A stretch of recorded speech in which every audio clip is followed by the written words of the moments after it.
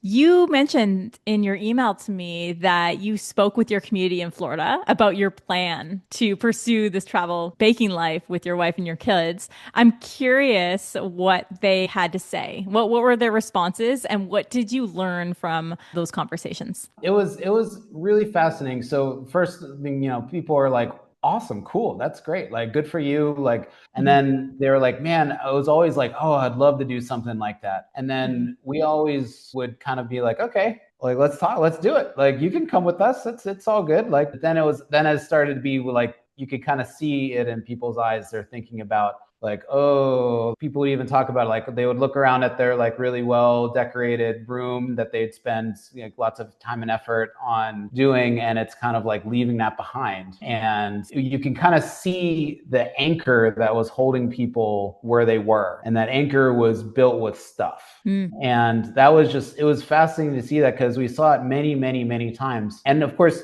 people do make big changes and move stuff everywhere and like do that kind of thing.